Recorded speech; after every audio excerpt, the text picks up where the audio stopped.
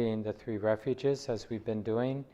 And those of you online hopefully either know the words or see the link there. You can open up that document if you need the words.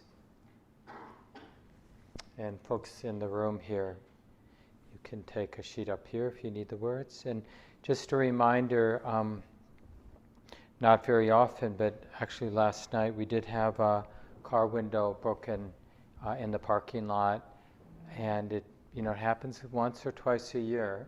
So don't have anything of value in your car that might look like a backpack or a bag that somebody might think is valuable. So feel free to take care of that now if you need to. So let's settle in and do our chant together.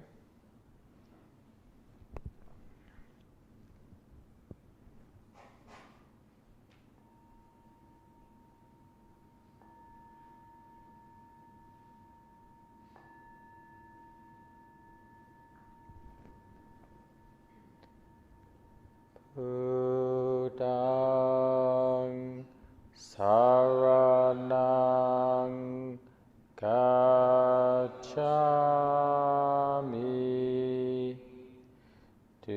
Dhammang saranang gacchāmi,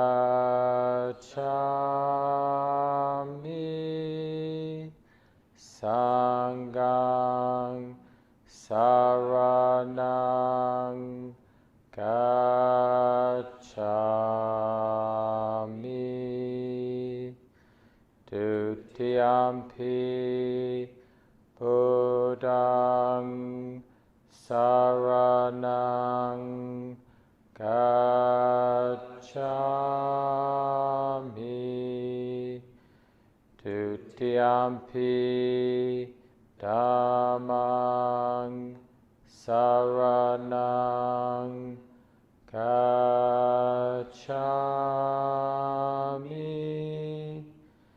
Dutiyampi Sanghang saranang gacchāmi, Tatiyampi Buddhaṃ saranang gacchāmi,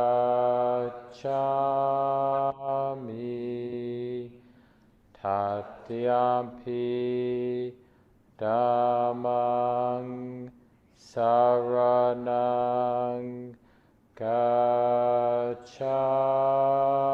gacchāmi, Tatiyampi Sanghang saranang gacchāmi.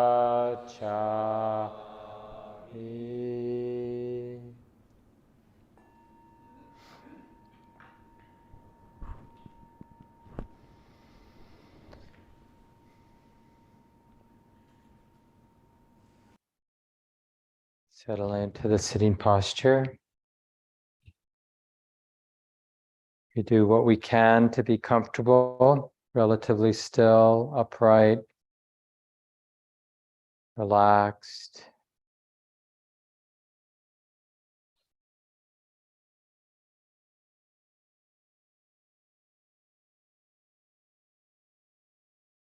And instead of seeking our stability and our safety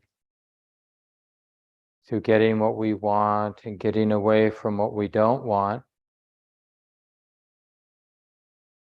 let's sense the stability, the safety, and even the ease that can come from simply allowing, letting things be the way they already are.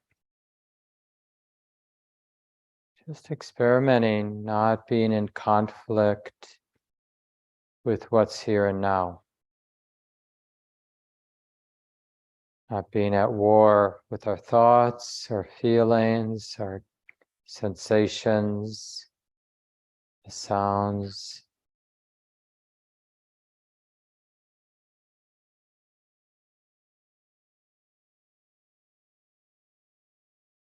So we take our time as we befriend the sensations of the sitting body.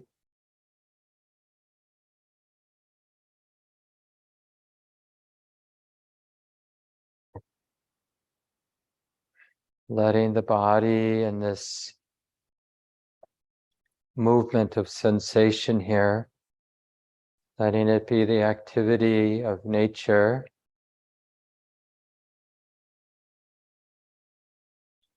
In a deep way, it doesn't make sense for the habit-bound mind to say the body shouldn't be this way, shouldn't feel this way. And clearly right now it is this way. So aligning with that lawfulness of nature, nature simply follows causes and conditions, expresses the lawfulness of causes and conditions. And that's true with the body, it's true with the thinking mind, it's true with the movement of emotion and all the movements of our world. Simply expressing causes and conditions. We might think that if we align with that understanding, that we'll become passive and the victim of some deterministic world. But we actually have to check this out, and sitting meditation is a good place to check this out. Because we might realize many degrees of freedom that arise when we understand that this moment is the only way that it can be right now. It is already this way right now. And that acceptance is what makes sense, not because we're forcing some idea,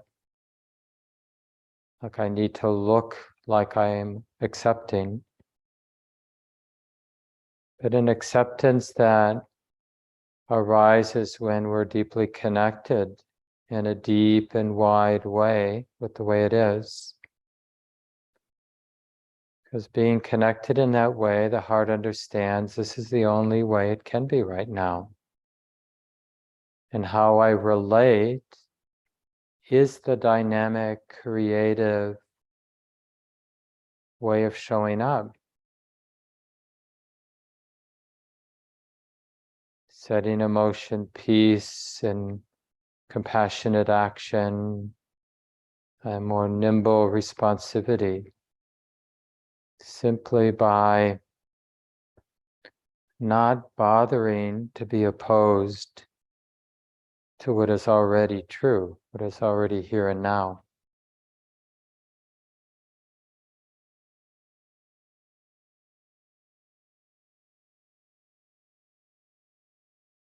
So we'll continue to sit in silence, but I recommend that you call on your confidence that in fact it is safe, it's okay for me, for this sensitive heart to harmonize with the body, with the sensitivity through the 5 sense gates.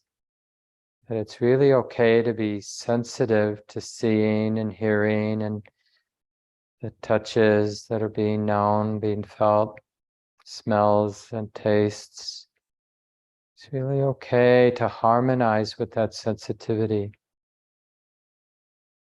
And in terms of the activity of the mind, thoughts and perceptions and whatever, to harmonize with that activity as nature.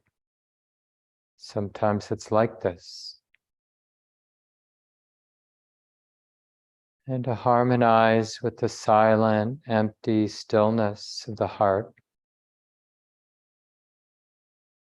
and the wisdom of letting go, to harmonize with that as well.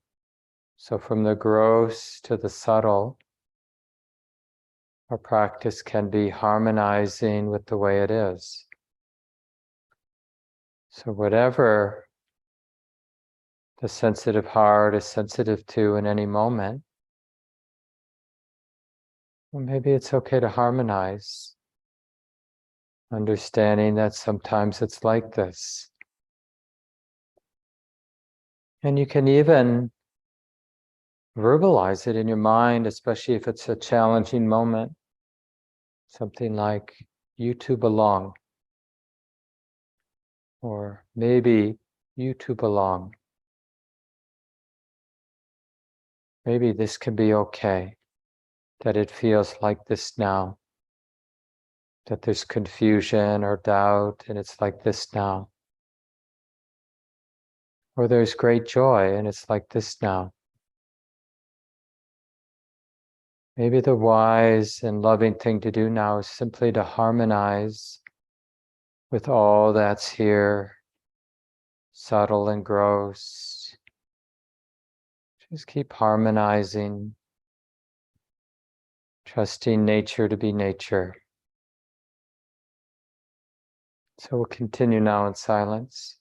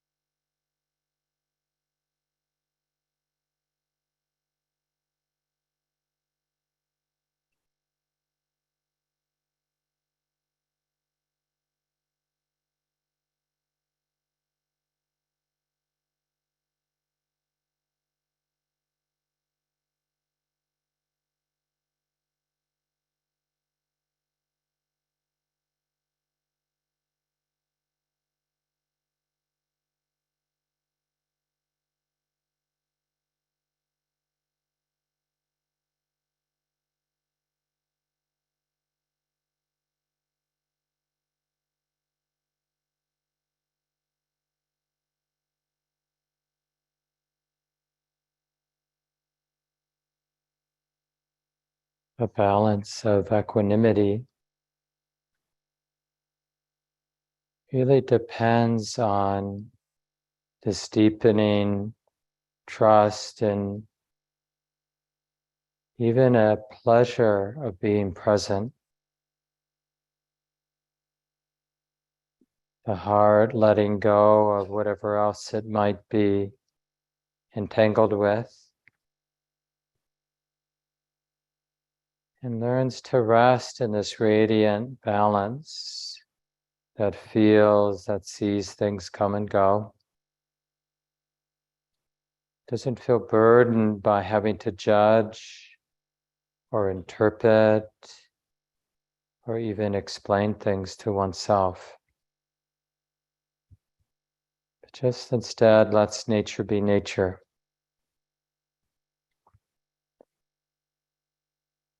And again, the feedback that's guides our practice is the sense of peace and well-being that arises when the mind isn't in conflict with experience.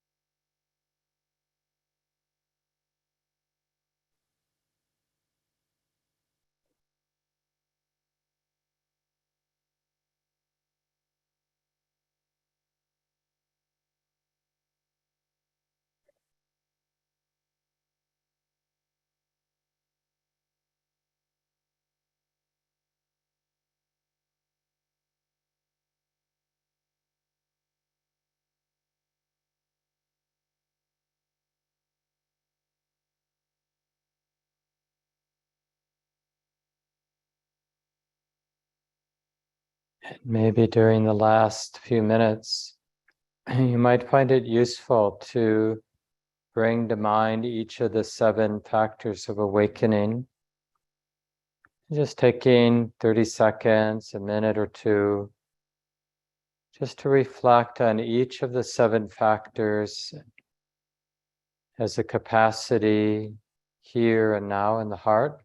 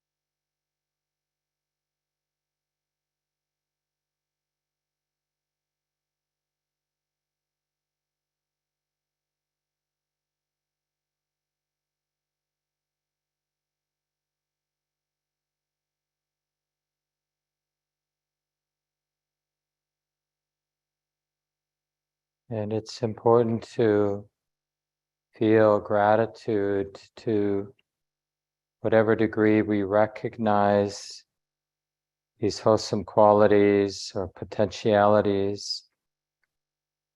It's quite natural for gratitude to arise, appreciation,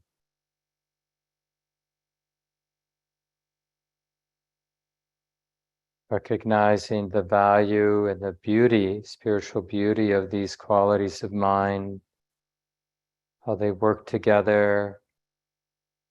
As the Buddha says, they incline the mind to nibbana, to awakening, seeing things as they are, and the liberating freedom of letting go of attachment and all the rigidities, oppressive rigidities of the heart and mind.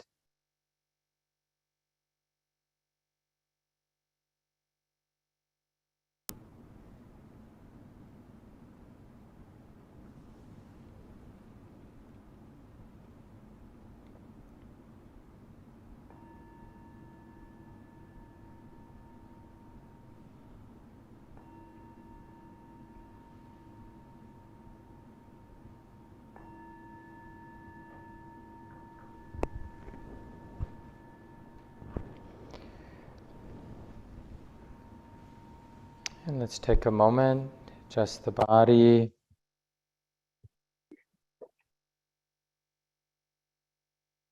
Feel free to stand for a few seconds if you need to.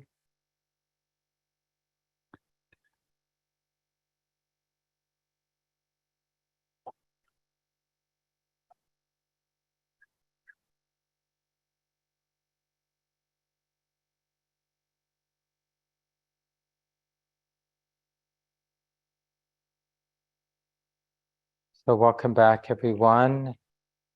So you probably know tonight is the last of our winter Buddhist studies classes, studying the 7 factors of awakening. These are the qualities of mind that when they're present and strong and in balance with each other.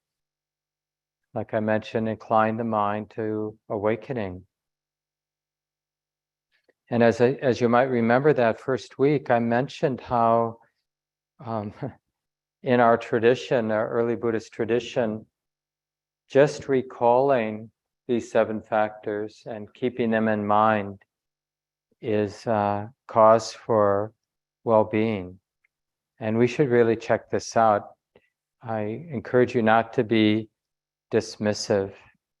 Like when you're feeling a little heavy and full of doubt about life and who you are or whatever, to sit down somewhere comfortable. Doesn't have to be, in your meditation posture. It could be. And just bring these to mind. And, if you need the support of an article on the 7 factors of awakening or one of the passages from the Buddhist teachings, fine, then pull that out to help you read a paragraph or 2. Oh yeah, mindfulness is one of the 7 factors. Is this mind capable of manifesting this quality of mindful awareness, of recognizing the present moment? And when you realize, yes, in fact, it can, then dwell on that, keep that in mind until you feel that natural appreciation that we naturally feel when we see something of real beauty and goodness and wholesomeness. And then the investigation quality of mind. The mind is actually interested in what's helpful and what's not helpful, how it is that things in my heart mind get bound up, how it is that things here loosen up, let go, free up. And bringing to mind that capacity to be steadfast and persistent, like, no, this really helps, this really matters. I'm going to be committed. I'm going to keep this in mind, that quality of effort or energy. And then joy, the more we're committed to the 3 active qualities of mindfulness, that mindfulness has a passive or a receptive quality, but it also has this like keeping the present moment in mind, this wholesome desire of not wanting to forget, oh yeah, this is how it is, like this is being known. It needs some active peace, otherwise the mind slides into forgetfulness and complacency. So the joy, the tranquility, the stillness of concentration, and this beautiful, radiant, pragmatic, functional balance we call equanimity. I mean, it's really has the flavor, the intuitive flavor of, oh, this is the way. Both the means to awakening and the flavor of awakening or freedom. So if that means for a lot of us, and I'll talk about this tonight, we have to reform our idea of what we think equanimity is. Because, whether for you it has connotations of indifference, having given up. I can't be greedy because I know enough to know that that's not the way. And I can't be aversive because I know that's being bad.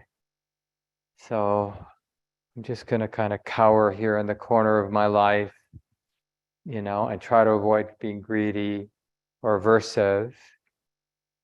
And I guess that's equanimity.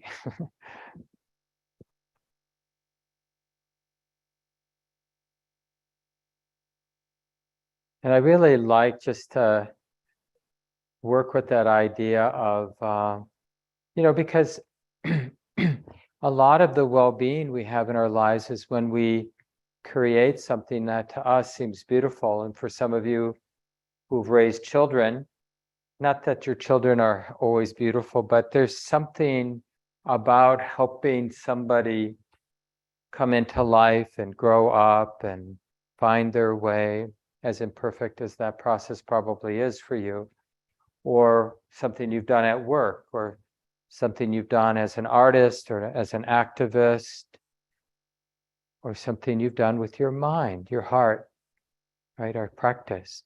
And so it's really good to see, just like when you really do a good job cleaning up your kitchen and really get it orderly and just the way you like it, but how much more so when we start to water the qualities of the mind, feed the qualities of the mind that are deserving of being watered and fed and supported, and we choose to not water, not feed the qualities of mind that aren't helpful. And we start to get a sense like, wow, this is a good looking garden. I mean, it's starting to manifest real power, functionality, nimbleness, creativity, resilience. It's like the kind of mind that can handle human existence. That's the kind of human mind, heart, we'd be interested in. Gil Franzo breaks down or examines this word equanimity. Most of us know that one word that gets translated as equanimity, excuse me, is upekkha. And the root of the word means to look over. So it's not actually being distant, but it has that flavor of breadth, the big picture. Some of you remember this little acronym that Joko Beck uses, ABC, a bigger container. Right? So calling on our capacity for equanimity, we can do this by like that sense of the calling on the vast, big perspective. We know this, like we step back, we're in the weeds in some argument or some righteousness, and we step back and we realize those on the other side that I'm opposing, they're human beings. They have their own set of facts. Like I have my, it's just a bigger picture. Oh, they have their needs. I have some needs. Doesn't mean we're not gonna try to make things turn out a particular way, but our engagement is now able to include the big picture. And we should always assume the picture can get bigger, the perspective can get bigger. However big our perspective feels right now, maybe it can be even bigger. And then the other word that gets translated in the tradition as equanimity is, I'm going to read it here because it's not so easy pronouncing these Pali words. Tatra majja tata. Tatra majja tata. And here, this one gets translated more as an inner balance and relates more to that. I don't know if I mentioned it last week around samadhi and tranquility, but with that sense of well-being and calm and tranquility and stillness, there's an energetic sense, a very clear energetic sense of solidity or being held when there's a lot of concentration, when the mind is gathered in the present moment. And that inner well-being, that inner calm allows for there to be more and more of an unshakable balance. And the way to think about this other aspect of equanimity is a shift in allegiance, right? Because often our well-being comes from what I have. Like I have some health, I have comfortable clothes, my body feels relatively healthy and comfortable as I'm sitting here. I have a sense, there are a lot of things experiences, ideas I can call on to build a sense of well-being right now, right? And hopefully you do too. This person loves me, you know, my cat tolerates me, or whatever it might be.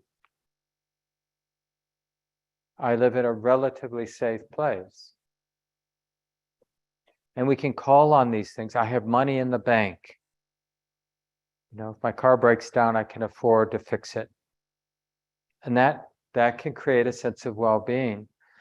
But we can leave behind that well-being. We're not losing all those things necessarily, but we're recognizing the limitations of those. It's still nice to have those things, of course, but they're still limited. And there can be this balance and this well-being that arises from a kind of inner sense of stability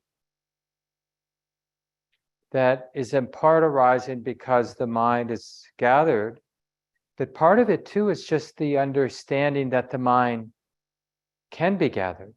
You know, when we have had experiences of samadhi and tranquility enough in our lives, enough times in our lives, then it's almost like there's you know, what are those in physics, wormholes? I don't understand them, or string theory. You know, I know enough to say those words, but as I imagine what that means, which of course may have nothing to do with modern physics, but just this idea of locality and distance. So even if on the surface I look like I'm a fried, reactive, entangled human being, having had enough experiences of that deeper sense of well-being, tranquility, calm, still, open, empty, then there's like a wormhole, there's a connection, even in the midst of being emotionally entangled, some heat of reactivity or whatever it might be, and we can call on that. And it allows us to be okay being a reactive, entangled human being. Doesn't mean we're not going to do our best to resolve the triggers or reduce harm to ourselves or to others.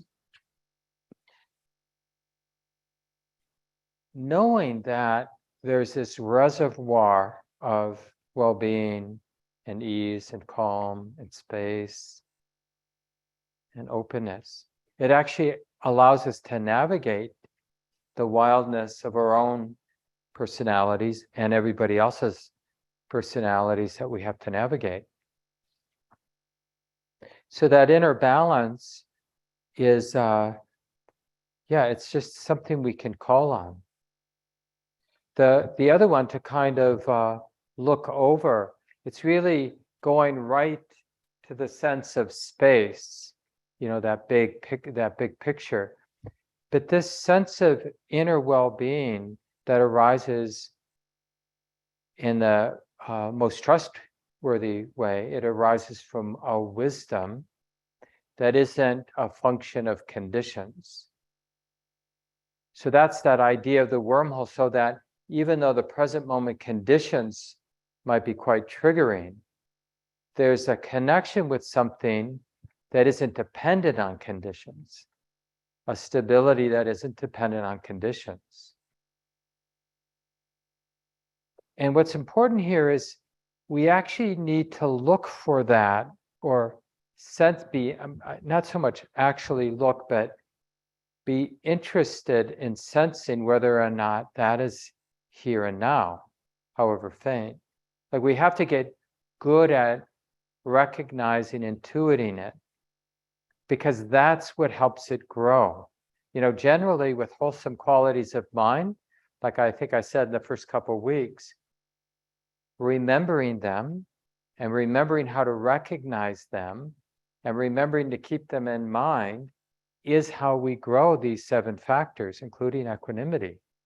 If we never think about equanimity, think to check, Is there any balance? Any of that functional, radiant, beautiful balance? Is there any of that around? Like, do we know how to be interested in it? How to use the word, the concept, the study that we've done in a functional way to sort of get intimate with the qualities of mind that are here and now. And not immediately go to the ugly ones, the dysfunctional ones, the naughty ones, which we tend to want to, keep our enemies close, And there's some, we do want to be able to recognize the unwholesome qualities that are present when they're present. But it can become an obsession and an imbalance where we're not as good. We haven't taken the time to get good at recognizing the wholesome. Oh yeah, they're beautiful qualities. And it's useful, it's helpful to keep it in mind.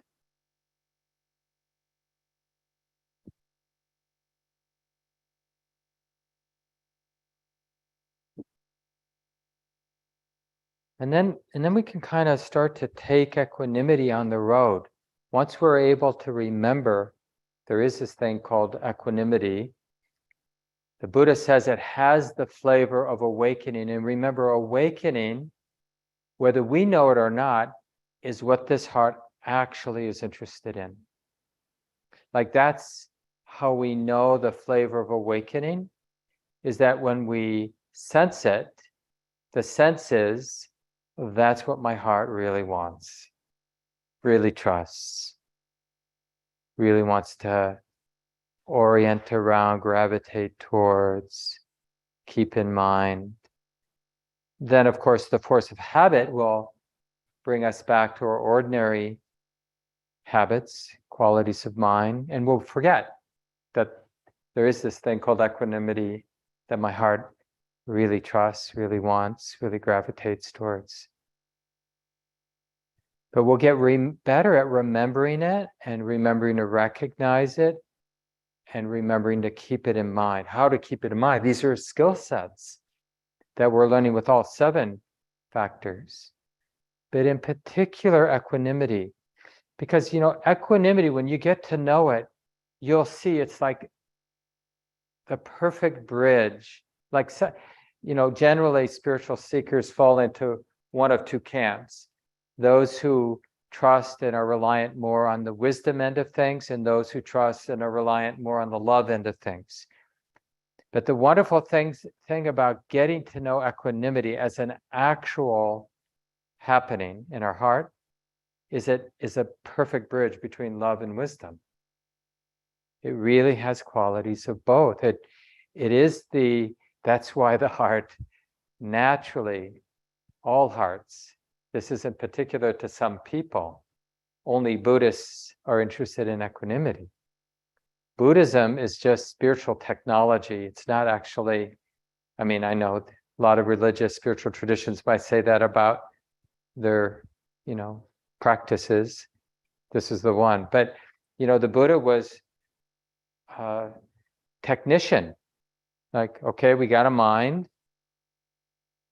Let's get to know the mind and understand how to take care of this mind. We have this life. Let's get intimate so we know how to take care of it. So know the difference between what feeds contracted, oppressive states for ourselves and those around us, the wider world even, and what leads to states of full release and deep peace and this radiant balance of wisdom and love. It's really that marriage of intimacy, which is more the love side, and non-attachment, which is the wisdom side, right? That's a nice way to remember the taste of equanimity. It is that marriage of intimacy, not afraid to include it all, not afraid to feel, to touch, to be touched. And the non-attachment allows us to be close, and the ability to be close purifies the develops, strengthens the non-attachment. And this is what the heart recognizes as, this is the way. This is the freedom, the peace, the release. I can't believe it's possible, right? It's so, in a way, from our ordinary states, it's just so out of the box.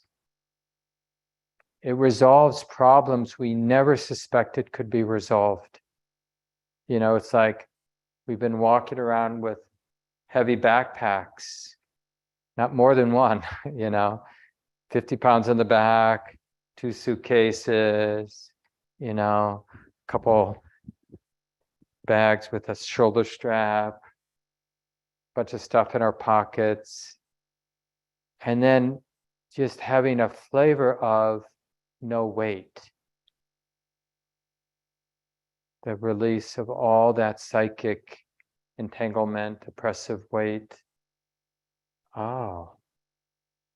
It's kind of initial taste. It's so giddy, the energy one feels with even, gradual insights, gradual deepenings.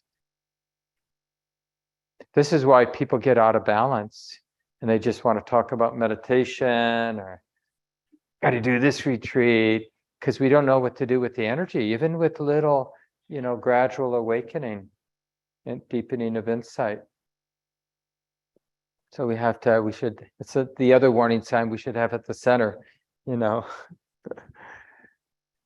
people might appear overly enthusiastic about something that seems sort of silly, like sitting and observing the mind. This is from Joseph Goldstein's book.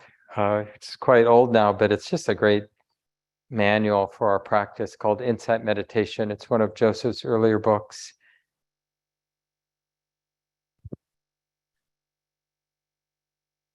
And his line was, it's okay. Let me just feel this. And it might, for some of you, it might be something different. Can this be okay? What happens if I relax? I mean, there's any number of ways to evoke the power, stability, goodness of equanimity. But it all has something to do with moving in the direction, like that change of allegiance, where the idea I have, and then I'm living out of that idea, is that my well-being depends on getting what I like and getting away from what I don't like. And that could be externally in terms of our external conditions, but also in terms of my internal states. Like, I don't want to think that thought. So we're in the struggle with our likes and dislikes, and we get some well-being in that struggle enough times that we stay addicted, thinking that's the way to feel good. And equanimity arises when there are times when we just have a lot of good conditions, and then we notice, I don't need the moment to be different than it is right now. I don't need to be in the struggle with my likes and dislikes, because my experience right now is pretty much dominated by things I like. I'm comfortable in all those different ways that we like to be comfortable. And so then we have a fragile equanimity because it's dependent on those circumstances. But if we have some curiosity in those moments, it will beg the question, like, it would be nice to feel this at ease, this balanced, this absence of fear, this absence of being pushed around by my likes and dislikes all the time, not just when I'm, have a really nice set of moments where nothing's triggering me. So it can make the mind curious.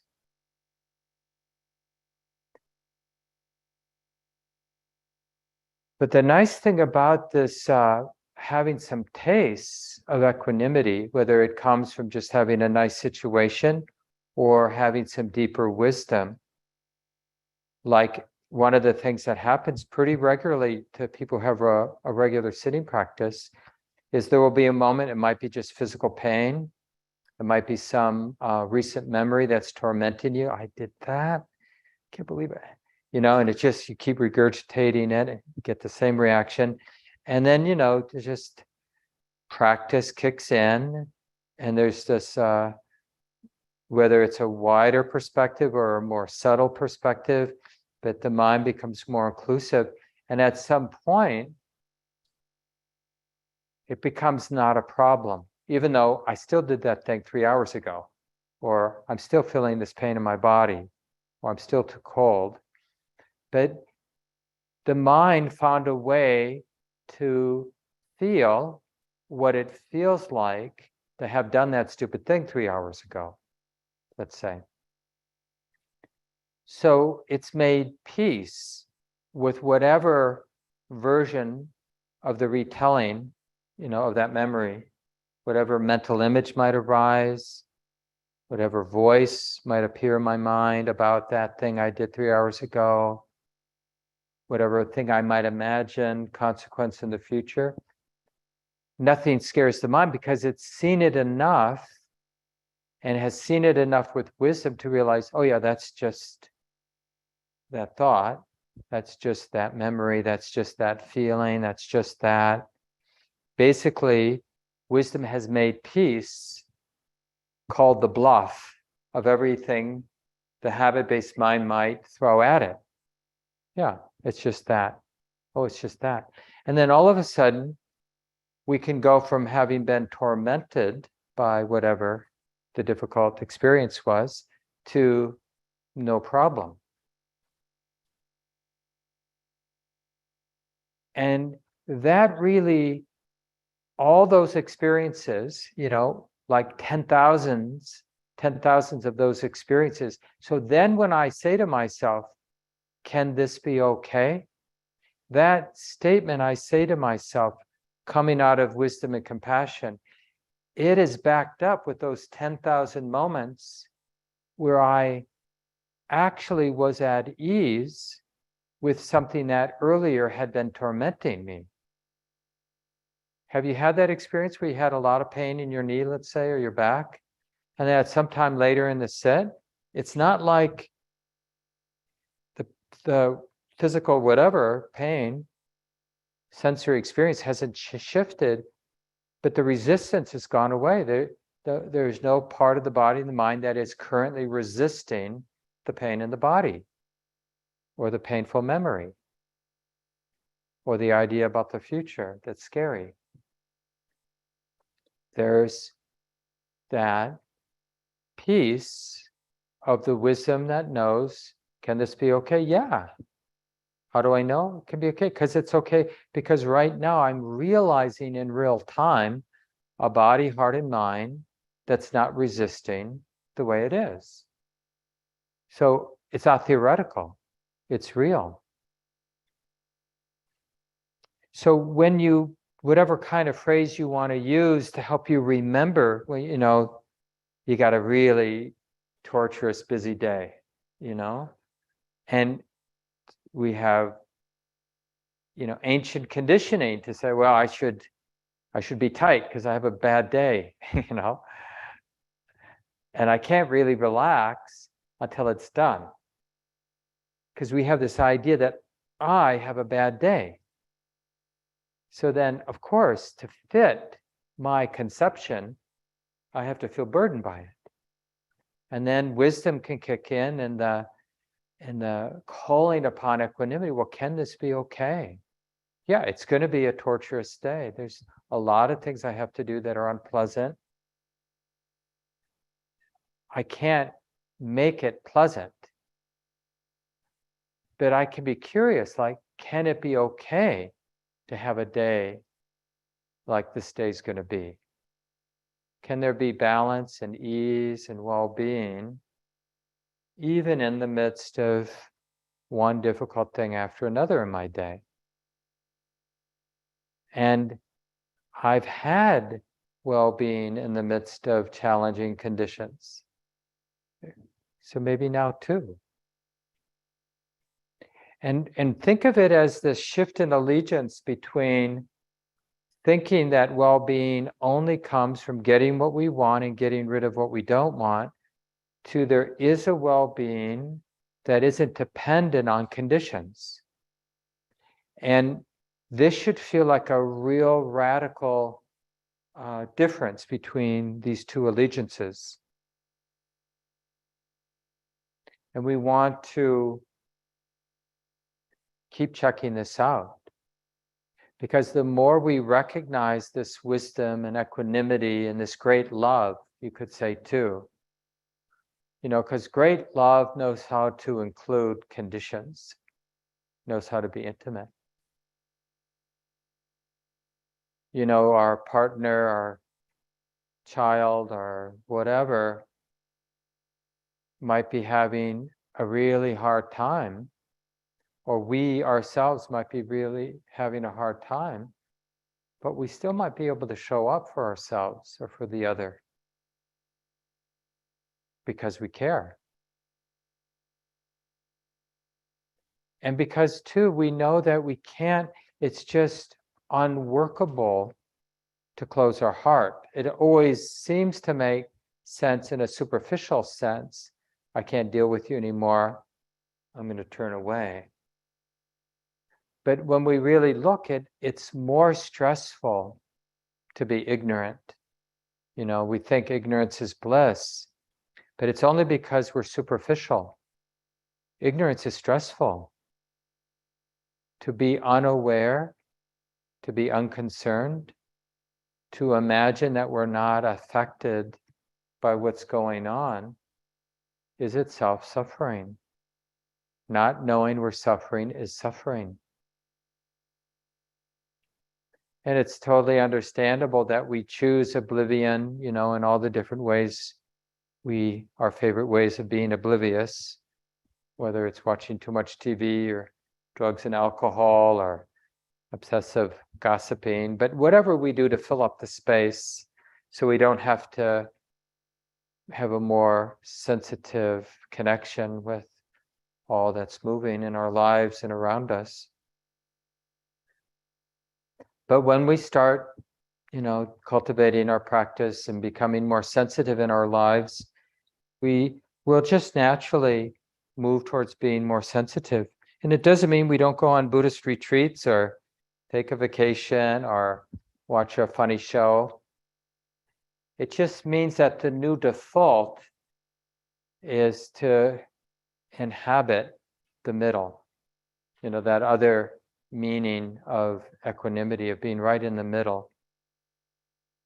And finding that quality of wisdom and calm and love that allows me to be right in the middle. And it's so much more trustworthy because nothing will surprise us. Because the middle isn't a fixed stance, like I know what the middle is and I'm there. Like the middle is this ambiguous and uncertain place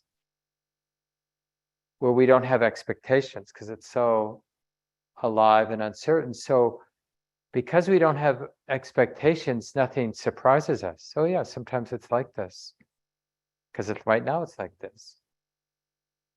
And you can see that in your life. This is, people mention this when they're, talking to me and just feeling grateful for the practice and then want to do a testimonial, which can be a really useful thing for folks to do and for other folks to hear. And in the way people do testimonials with their Buddhist practice is they say, this happened to me and I was okay. I mean, that's kind of a classic practice testimonial. Oh, shit broke loose and I was okay. I was so amazed that my heart, my mind seemed sort of balanced. And I just did the next thing. There's a great quote from somebody from the civil rights movement that I got from Gina Sharp. I don't know if you know Gina Sharp, a well-known Dharma teacher. And I used to know Gina way back in the 90s. I haven't really seen her much lately. Oh, yeah, here it is. And the person, her name was Bernice Johnson Regan. I don't know if people have heard of her. She was involved in some of the civil rights stuff in Georgia back in the 60s, early 60s. And she's reflecting on the sit-ins at the lunch counters that maybe you heard about. And she said, now I sit back and look at some of the things we did, and I say, what in the world came over us? But death had nothing to do with what we were doing. If somebody shot us, we would be dead. And when people died, we cried and went to funerals. And we went and did the next thing the next day, because it was really beyond life and death. It was really like sometimes, what you're supposed to be doing. It was really like sometimes it was really like sometimes what you're supposed to be doing.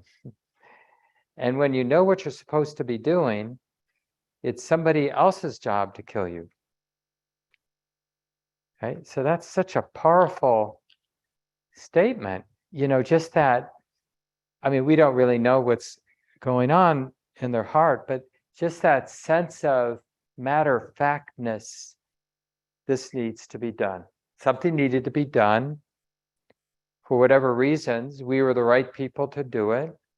Our job was to go sit at that counter or whatever they did, because it was the right thing to do.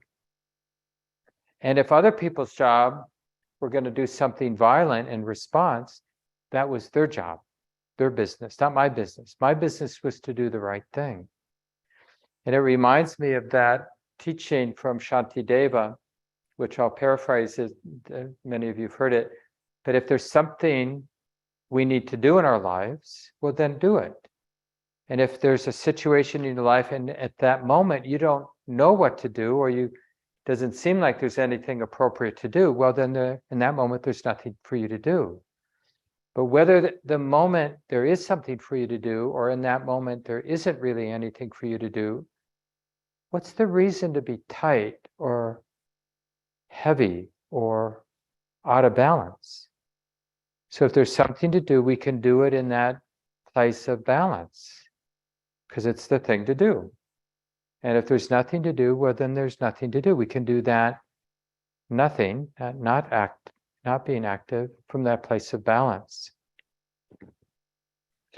And you see, it really evokes that sense of fearlessness. And in our meditation practice and generally in our spiritual life, we will see things that are profoundly beautiful, but we'll also see things that are profoundly disturbing about ourselves and about our world. Unnerving, right? Counter to what we thought was true. And it's just such a good thing to keep coming back to. Well, is there anything I need to do about it? Because if there is, Mark, do it.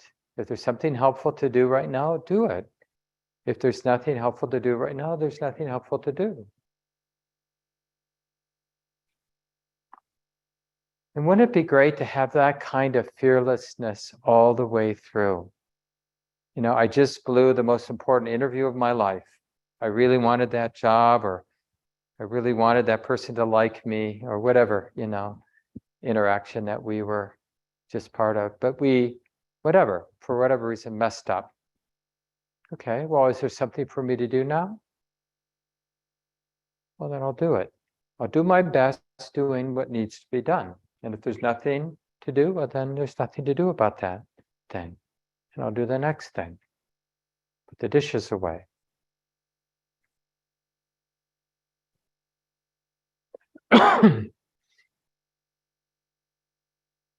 There was a time at the time of the Buddha where someone came to the Buddha, a general from some army, one of the armies, and he complained to the Buddha that the Dharma, your teachings, seems like you're teaching mere passivity.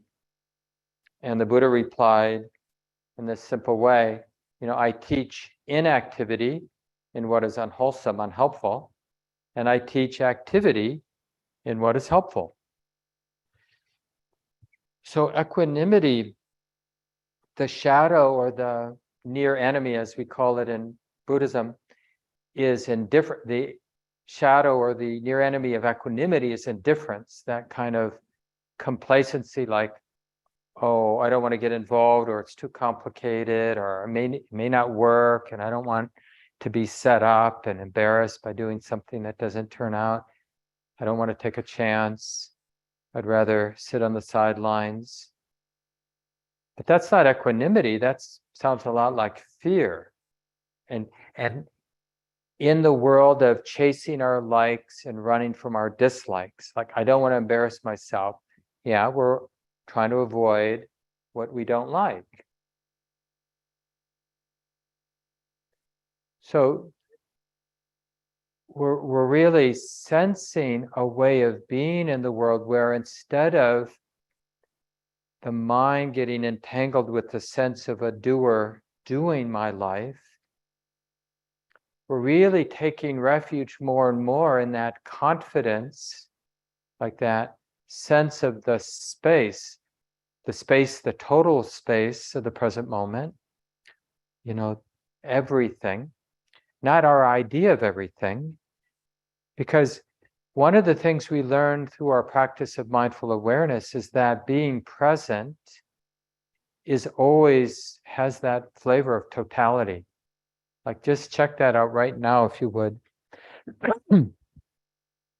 When we're willing to relax and open, is there anything left out? Is there any, like, inside, outside? Any boundary? And when we open to the present moment, it's all inclusive.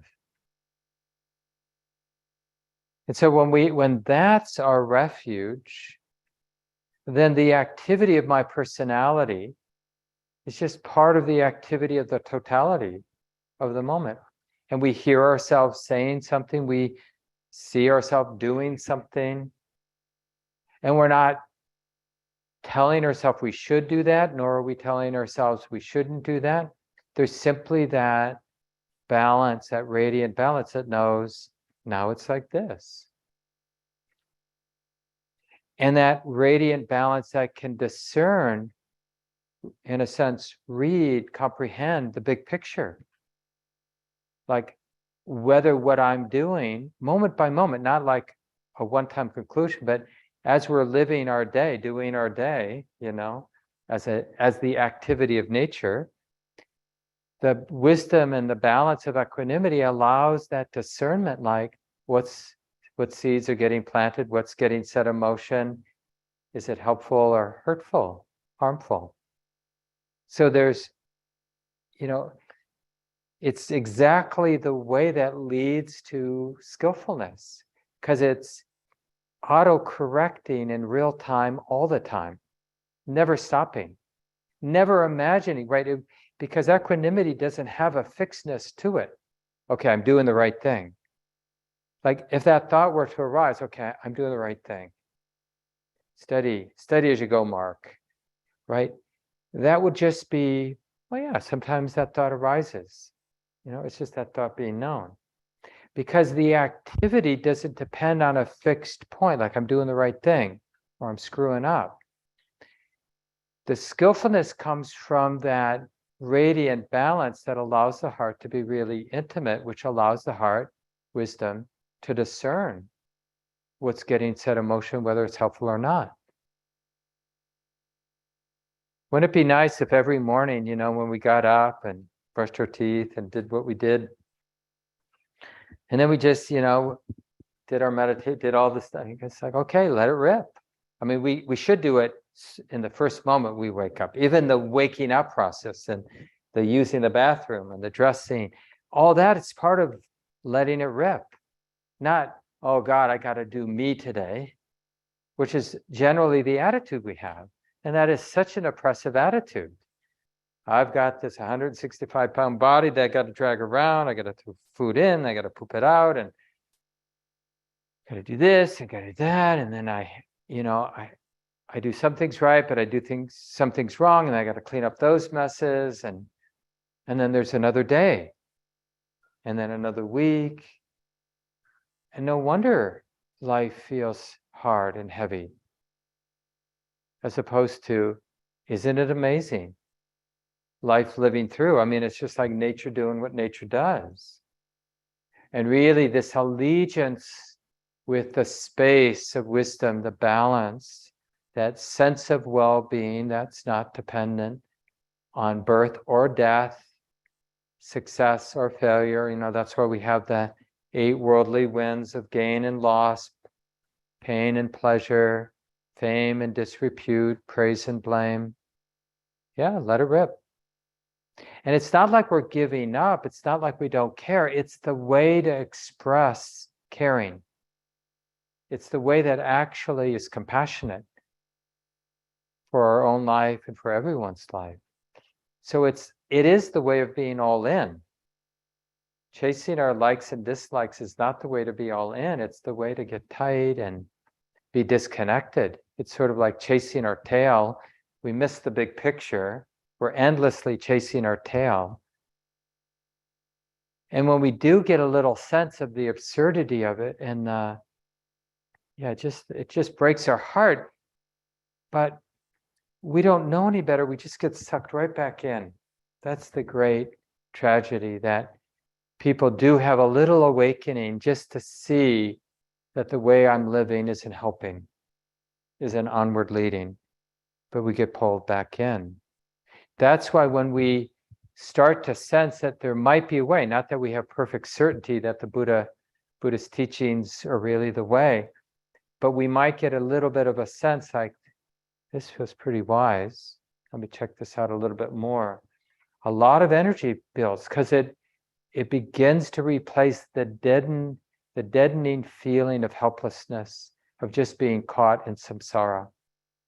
And that's why we justify doing stuff we know that ultimately isn't helpful, like caring about things that ultimately aren't that important to care about, like TV shows, for example. You know, I mean, I watch TV, and you know, if I start a series that I think is entertaining, I really want to finish it. If I'm reading a book that I like, I really want to finish it. Like, it hurts to not finish it because there's a dependence, like, don't take this away from me. This is all I got, these simple pleasures, you know, and then there's lunch and there's sleep.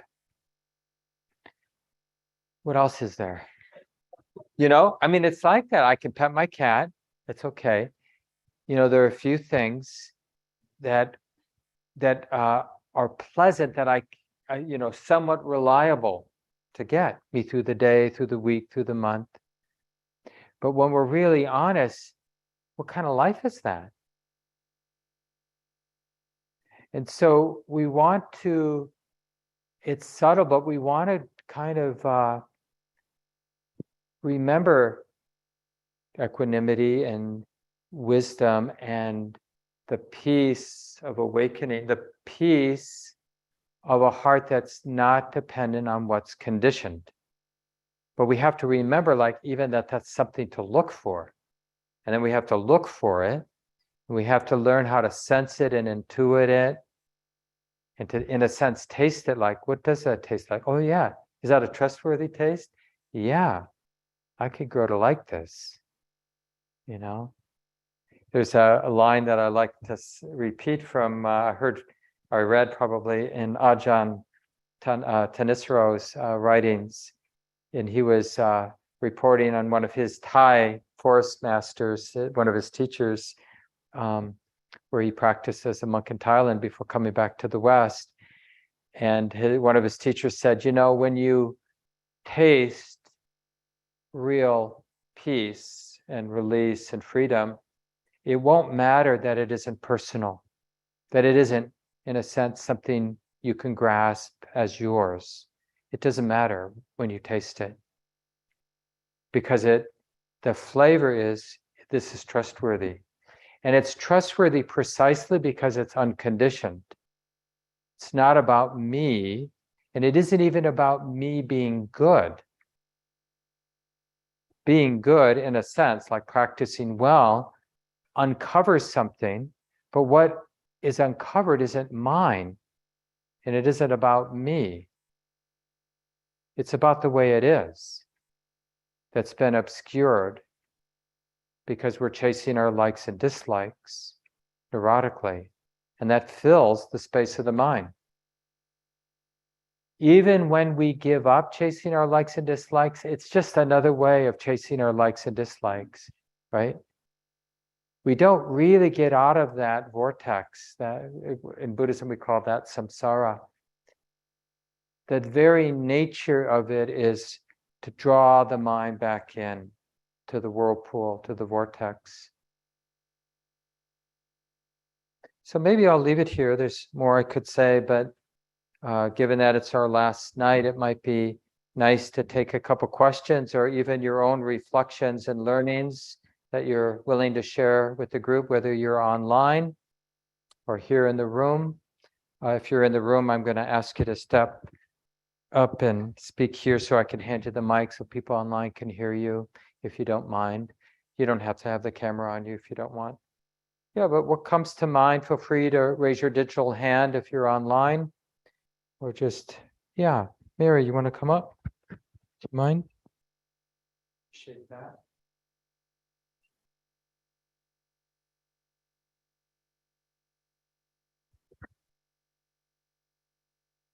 So I'm wondering if you can speak a little to the uniqueness or the differences between mindfulness, concentration, and investigation. I know that they're different, but they tend to swim a little in my head. And if, a little explanation about their unique qualities. Yeah. And part of the problem is that in the West, like people might refer to Common Ground as a center that teaches mindfulness. So we use that word mindfulness, mindful awareness, awareness practice, sometimes specifically like it's being used in the 7 factors, but sometimes in a more global way that includes the wisdom and the concentration and the tranquility and all the other wholesome qualities that come in our practice. But awareness or sati, mindfulness, as a more specific, is when we remember, right? It has a connotation of remembering. What are we remembering? What are we remembering? We're remembering to recognize, oh, this is being known. So that's all it's doing. We're keeping in mind that awareness can know what the mind is doing, what the mind is knowing. Because the mind can be conscious, but we can be unaware in a sense of what we're conscious of. We're sort of lost in activity. We're still, like you could be driving home conscious, but you're not necessarily mindfully aware. You're not aware that you're driving home when you're driving home, but you're conscious enough to turn left when you need to turn left. So there's that reflective knowing. Oh yeah, this is what the mind is knowing right now. That's sati. Investigation is when there's mindfulness, then that part of the mind we call investigation of the way it is. It's this part of wisdom. It's really an active part of wisdom, maybe the most obvious part of wisdom, that realizes now that I'm with some continuity, remembering to recognize the present moment, I can discern, like I can kind of connect the dots and I can discern how I'm relating and whether that's making things tight or whether that's helping loosen things up, free things up. So we say in a way, we become a moral being when we're investigating, because now it matters how I'm showing up, how I'm relating, because I know the difference between showing up in ways that are unskillful and for myself and others, and showing up in ways that are skillful for myself and others. Simply because I have mindful awareness and I'm using it to do the investigation. So mindfulness is a supporting cause for that discernment. Oh, look at when I'm relating with this attitude of anger, then I do, and then this, and then, things get tight, things get problematic. Concentration tranquility and concentration is sort of the natural after effect of continuity of awareness, investigation, steadfastness, like continuity, right? Then, because the mind is unifying in the present moment, it's going to naturally feel some joy.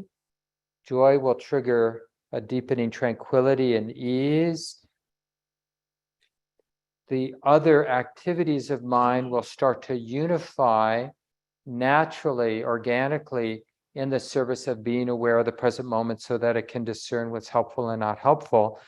Because it's discerning what's helpful and not helpful, it's doing less of the unhelpful stuff and more of the helpful stuff. That just supports more settling. Eventually, the mind becomes very settled. It's not doing anything that's extra. That's called concentration. When the mind has abandoned, like, why bother to want something? So it has the peace of not wanting. It has contentment. Yeah, thanks, Mary. Yeah, Tom, do you want to go ahead and unmute yourself? Yeah, hi, thank you. You touched briefly on how increasing sensitivity can lead to an excess of enthusiasm. You mentioned that briefly. And I experienced that, and it doesn't end well when that happens, because it kind of increases the likelihood that I'm going to get bored, because I want to feed the sensitivity in some way. Because of the excitement? I guess I want something to focus on, to be sensitive to. Yeah, but it's kind of like this is part of that shift in allegiance where we have to taste the peace of simplicity and the quiet and the stillness and the silence and the sense of space and the more refined sense of balance. And we have to, in a sense, ask the heart, do you like this? We can't presume that the heart has actually sensed whether this is trustworthy or not. So we have to actually sense, do I need to look for something exciting? Because that's like when we've been eating Doritos, it's like other kinds of food doesn't taste like anything because we've had such a strong, intense taste experience. But actually, we might much more prefer something refined and subtle, you know, like the nutty chewiness of brown rice. Even though, you know, we might think, oh, brown rice, I'll take Doritos any day. But I tell you, when you're on retreat and you're getting oatmeal every morning and brown rice, you know, 5 days out of the week with your main meal, you know, and you really chew it, it's like, there's something really satisfying about neutrality, being intimate with neutrality, that feels grounding and wholesome. And that's true with these more ordinary states of a mind, the balance of mind. There's a quiet radiance, enlivened radiance. It's not boring, but that doesn't mean it doesn't initially appear boring. But that's our mind's interpretation. This is boring. And we believe that interpretation. And what we have to do is realize, yeah, that's an interpretation, but let me check it out. Let me actually feel into, rest with, get interested in, let this really have its effect.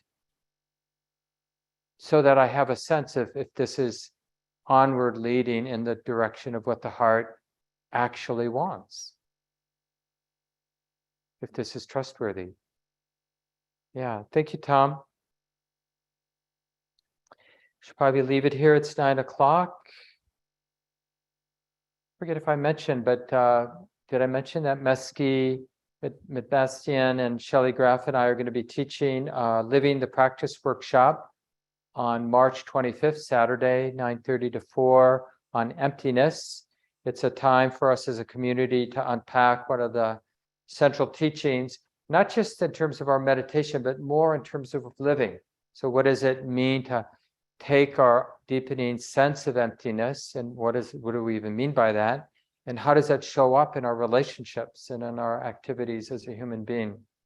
So join in for that. And Cecilia, Ramon, and I will be leading a day-long on resilience, both online and in person, here on the 1st of April. And finally, Shelley Graff is leading a half-day retreat this coming Saturday in the afternoon, both online and in person. So consider those.